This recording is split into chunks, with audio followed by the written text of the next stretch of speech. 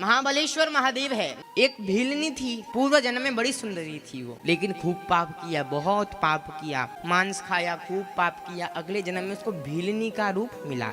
और भीलनी कैसे बनी? खूब काली, शरीर विकलांग, दिखता नहीं, सुनाई नहीं देता। कैसे भी वो धीरे धीरे धीरे धीरे खिसकते खिसकते खिसकते शिव मंदिर पहुंची। मंदिर में भगवान का भजन करने नहीं गई, खाने के लिए गई। किसी ने उनके कटोरे में बेलपत्री दे दी भगवान की, लो भैया ये खा लो। जब उसने हाथ लगाया ये क्या पत्ता पत्ता है, फेंक दिया बेलपत्री को। भगवान की चढ़ी बेलपत्री को जैसे उस भीलनी ने फेंक दिया, हवा थी, हवा चल रही थी, बेलपत्री उड़ते उड़ते उड़ते उड़ते कहाँ पहुंची? जाकर एक शिवलिंग पर जाकर गिर गई। वो बेलपत्री शिवलिंग पर जाकर गिरी, भीलनी की मृत्यु हुई। शिव ने कहा तुमने बेलपत्री अनजाने में मुझ पर चढ़ाई थी, तुम्हारी भक्ति को मैंने स्वीकार कर लिया। उसी जगह पर महाबलेश्वर के रूप में विराजमान हुए। जिस स्थान पर वो बेलपत्री गिरी थी तो महाबलेश्वर महादेव। और महाबलेश्वर महादेव क्या करते हैं? गर्भवती नारी, किसी को गर्भ धारण हुआ हो कि डॉक्टर ने कह दिया कि बच्चा विकलांग होगा, आंखें नहीं होगी, कान नहीं होगा, मुंह नहीं होगा, जब ऐसा कह दिया है तो आपको करना क्या चाहिए? हर एक गर्भ नारी को ये करना चाहिए कि महाबलेश्वर महादेव है, बेलपत्री होती है, हो सके आप मंदिर में जाइए, शिव जी के पास जल चढ़ाइए, आरती वंदना कीजिए, एक बेलपत्री शिव जी पर चढ़ाइए, हाथ जोड़कर महाबलेश्वर महादेव का सुमिरन करो कि हे महाबलेश्वर महादेव मेरे पुत्र को सच्चा जीवन, अच्छा जीवन दो। महाबलेश्वर का नाम लेकर बेलपत्री को लेकर आ जाओ। अब वैसे तो नहीं खा पाओगे, वैसे नहीं खा सकते, वरना बेलपत्री खाने से छाले होते तो आपको क्या करना है? पाउडर बना लो उसका, थोड़ा सा खाने में मिला लो उसका पाउडर, फिर खाओ। अब वैसे आप बेलपत्री खा सकते हो तो खा लो। अब गर्भवती नारी है तो आप पाउडर बनाकर थोड़ा सा सब्जी में, रोटी में डालकर उसको खा लो, पानी में डालकर पी लो, थोड़ा सा समझ लो, फिर पानी लो, पी लो। पर महाबलेश्वर का नाम लेकर जब वो बेलपत्री प्रत्येक दिवस थोड़ा थोड़ा हम उसको पान करना प्रारंभ करते हैं तो जीवन में बालक हमेशा संस्कारित पैदा होता है, संस्कारित जन्म होता है, प्रहलाद जी जैसा।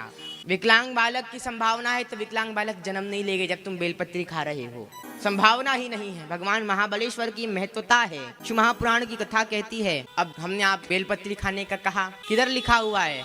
पेज नंबर 235, एकादशो अध्याय अर्थात 11वां अध्याय है, कोटि रुद्र संहिता, दूसरा खंड है। प्रथम खंड नहीं, दो खंड आते, दो अलग अलग किताबें आती हैं, तो दूसरा खंड है, श्लोक नंबर 45।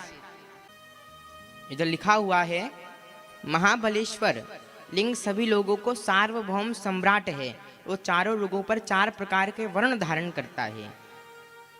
हर जगह पर भगवान महाबलेश्वर विराजमान है। किसी गौरण तीर्थ पर, वहां पर शिवलिंग पर है महापातक को नाश करने वाला, पातक गर्भपात का नाश करने वाला महाबलेश्वर महादेव कहा गया है।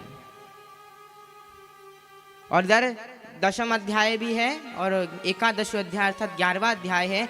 इस अध्याय में महाबलेश्वर भगवान की महिमा, भीलनी की कथा, इस कथा को श्रवण पान करने के बाद यहाँ पर कौन कह रहा है? ये लोमस ऋषि कह रहे। कौन से ऋषि कह रहे? लोमस ऋषि कह रहे हैं कि मेरी पत्नी ने जब इस प्रकार से विधि विधान करते हुए महाबलेश्वर का नाम लेकर एक बेलपत्री को धारण किया था, रोज एक बेलपत्री खाती थी, थोड़ा सा खाती थी, तो उसे संस्कारित पुत्र जन्म लिया जो आज हर जगह प्रसिद्धि कर रहा है। लिखा हुआ है हमारे YouTube चैनल पर, आप जाकर इसको देख सकते हैं।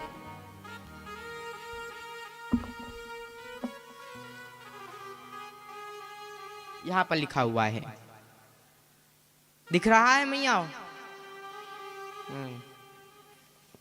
हमारे YouTube चैनल पर आप इसको देख सकते हैं। आपके पास शिवपुराण होगी, शिव महापुराण में आप इसको देख सकते हैं। कोटि रुद्र संहिता है, तीसरा खंड है कोटि रुद्र संहिता,